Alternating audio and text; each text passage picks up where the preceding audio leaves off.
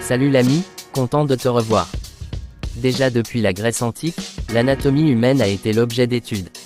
Bien que les érudits et les experts étudient notre corps depuis des milliers d'années, il y a encore des choses qui laissent tout le monde sans voix. Des petites malformations aux yeux qui semblent sortir d'un film de science-fiction en passant par des compétences incroyables. Les personnes dans cette liste d'images sont vraiment uniques au monde. Voici donc 5 personnes qui semblent venir d'une autre planète. Aujourd'hui, dans le débat animé, nous débattrons sur les personnes les plus uniques au monde. Bien, comment va la populace? Bien, ou pas bien?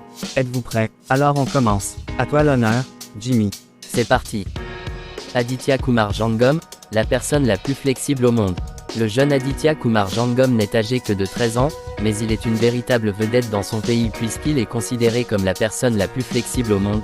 Surnommé Snake Boy, Aditya peut se mettre dans n'importe quelle position y allant même à se brosser les dents avec ses pieds. Il peut tourner sa tête à 160 degrés. Aditya n'a jamais manqué de séances d'entraînement. Bien que j'entraîne plusieurs garçons, personne n'est aussi flexible qu'Aditya. Avec autant de passion et de flexibilité, je veux que Aditya atteigne des sommets plus hauts chaque jour, a mentionné Manj Kopker, l'entraîneur de l'adolescent. La sensation espère démontrer tous ses talents au livre des records Guinness dans les prochaines années. Et voilà, pour le premier. Très bien. Un petit garçon né avec un seul avant-bras se voit offrir une prothèse de main imprimée. Né sans avant-bras droit, Alexis a reçu une prothèse sur mesure quelques jours avant Noël. Tout en plastique, sa conception a coûté moins de 100 €. Alexis est né avec un seul avant-bras. Quelques jours avant Noël, le petit garçon, âgé de 5 ans, a reçu une prothèse sur mesure. C'est un inconnu qui l'a fabriquée spécialement pour lui. Ce bon samaritain, c'est Michael Noël. Il est membre de l'association Unable, qui met en relation de talentueux utilisateurs d'imprimantes 3D avec des enfants en attente d'une prothèse. Avec les mesures du petit garçon, et du matériel fourni par l'association, ce bricoleur du dimanche a pu paramétrer son imprimante 3D et créer une prothèse en à peine une vingtaine d'heures. L'appareil d'Alexis, aux couleurs de Spider-Man, n'aura pas coûté très cher à produire, moins de 100 €. Tout est fabriqué en plastique, avec des élastiques, du fil dentaire, du fil de pêche et de la mousse pour éviter de blesser l'enfant, explique son concepteur dans le reportage du JT de 20 h de TF1 en tête de cet article. Au départ, c'était plus un défi personnel, poursuit-il. Je voulais savoir de quoi j'étais capable avec mon imprimante 3D. Puis, j'ai fini par me prendre au jeu. Dorénavant, à chaque fois qu'Alexis plie le coude, les doigts de la prothèse se resserrent automatiquement. Aurore Gilbert, la mère du petit garçon, est aux anges. Il est plus autonome. Maintenant, il peut ouvrir la compote tout seul. L'autre jour, il s'est amusé à passer le balai dans la maison. Et il fait beaucoup de bêtises, s'amuse-t-elle. Je poursuis. Ce mannequin a coloré son mono-sourcil à la base blond, en noir pour en faire quelque chose d'unique sur les podiums. Cette mannequin assume son mono-sourcil et le rend hyper tendance. Dans la beautysphère, il y a certaines tendances qu'on a parfois du mal à comprendre. Mais cette fois-ci, la tendance est tout autre puisque le message transmis se veut positif et porteur. Vous l'aurez compris, la nouvelle lubie beauté consiste à laisser pousser votre mono-sourcil. On vous jure, nous y sommes pour rien. À l'origine de cette nouveauté, l'Instagrammeuse et mannequin Sofia Hadjipantelli qui assume pleinement son mono-sourcil. La jeune femme a décidé d'être l'avocate à temps plein de la libération des sourcils sur les réseaux sociaux. En effet, elle explique que la beauté peut aussi naître en dehors des normes de la société, d'où le lancement de son projet, #Unibromouvement. Avec ce hashtag fort, elle souhaite normaliser les choses que la société pousse à cacher ou réparer. Lorsqu'elle était plus jeune, sa mère lui a sans cesse appris à être fière de ses sourcils et à y prendre soin. Dans une interview au magazine Vice, elle raconte d'ailleurs qu'elle lui disait souvent « Ne t'épile pas trop les sourcils. Ils sont magnifiques comme ils sont ». Habituellement moquée, la différence que défend l'étudiante lui vaut pourtant de beaux commentaires sous ses photos Instagram, qui vous donneront peut-être envie d'en faire autant. DRU Presta est un modèle dans tous les sens du terme.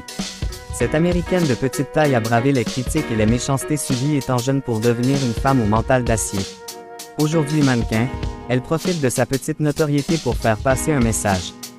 DRU Presta ne ment pas sur le fait qu'elle a été victime de persécutions et de mauvaises blagues dans sa ville natale, au Nevada, parce qu'elle était différente des autres. Mais avec une achondroplasie, qui est une forme de nanisme, à la naissance, elle mesure moins d'1 mètre. Alors pour embrasser une nouvelle vie et fuir les personnes qui lui étaient hostiles, DRU Presta décide de s'installer à Los Angeles. Là-bas, elle étudie le marketing et le management dans la mode à l'Art Institute de Californie et travaille plus que jamais sa confiance en soi. De fil en aiguille, elle se rend compte que ce qui la passionne le plus, c'est le mannequinat. Et ce n'est pas sa petite taille qui l'empêchera de se lancer dans cette carrière, au contraire. C'est ce qu'elle explique dans une interview accordée à Barcroft TV. J'ai décidé de me lancer dans ce secteur parce que personne ne devrait se sentir brimé comme je l'ai été dans ma ville d'origine. Je veux que mes photos montrent que l'on peut être sexy quelle que soit notre taille. Que l'on mesure 1,90 m ou 1 m, on peut se sentir sexy, attirant et beau ou belle à sa façon. S'assumer pour ce que l'on est, c'est sexy. Dru Presta est un véritable modèle de femme forte et inspirante, comme on en voit de plus en plus dans le milieu de la mode. Ce milieu largement critiqué car beaucoup trop stéréotypé. Heureusement, certaines personnes font bouger ces codes archaïques que l'on se voit imposer depuis trop longtemps. La jeune femme raconte que son rêve est de voir une industrie de la mode qui ne fasse plus aucune discrimination. Je veux que tout le monde puisse défiler sur un podium, même en fauteuil roulant ou avec des béquilles. Un rêve que l'on partage. Edward Phillips souffre d'une maladie de peau appelée vitiligo. Son évolution est frappante sur les dernières images de l'ex-premier ministre le 17 septembre. Cause, traitement, découverte du vitiligo. Le vitiligo est une maladie de la peau qui se caractérise par une dépigmentation se traduisant par l'apparition de taches blanches sur la peau. Elle peut aussi blanchir la barbe comme chez l'ex-premier ministre français, Édouard Philippe. Des images prises le 17 septembre 2022 lors d'un congrès de la République en marche LREM montrent à quel point la maladie a évolué puisque la barbe de l'homme est désormais complètement blanche. Dans une interview accordée au magazine Paris Match en juin 2020, celui-ci avait précisé qu'il s'agissait d'une « maladie sans gravité, ni douloureuse ni contagieuse ». En avril 2021, au micro de RTL Soir, il expliquait que le blanchissement de sa barbe était dû au stress et au boulot. Beaucoup de gens autour de moi doivent vivre avec cette maladie, poursuivait-il. Parfois, on se fout d'eux.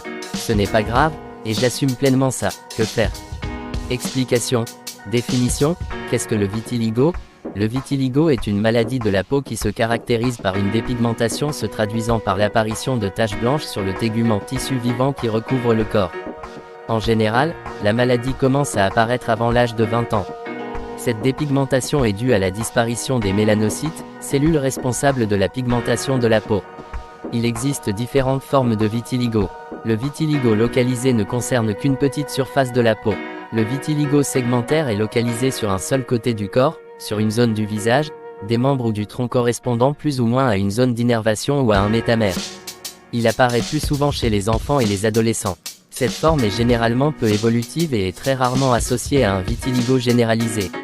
Le vitiligo segmentaire répond très bien et d'une manière durable à la transplantation mélanocytaire. Il peut concerner les muqueuses, lèvres, organes génitaux. Il est caractérisé par des taches plus ou moins symétriques atteignant les deux côtés du corps bilatéral. L'évolution est capricieuse, les taches peuvent rester localisées ou s'étendre. Dans certains cas la dépigmentation peut au final être totale, il s'agit alors d'un vitiligo universalis. L'origine du vitiligo demeure encore mystérieuse, confie le docteur Yvon Gauthier, spécialiste des troubles pigmentaires. Malgré tout, dans le cadre de théories convergentes, on admet qu'un déficit de l'adhésion mélanocytaire, mélanocytoragie, un stress oxydatif favorise le développement d'une auto-immunité chez des sujets génétiquement prédisposés et souvent soumis à des stress psychologiques. Diagnostic. Le diagnostic du vitiligo est un diagnostic clinique devant la présence de dépigmentation cutanée.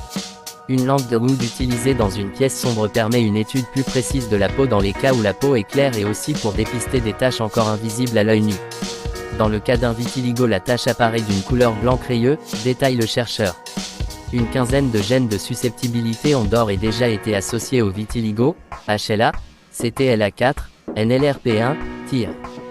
Certains sont impliqués dans la pigmentation de la peau, d'autres sont liés au fonctionnement du système immunitaire ou à l'apparition de maladies auto-immunes.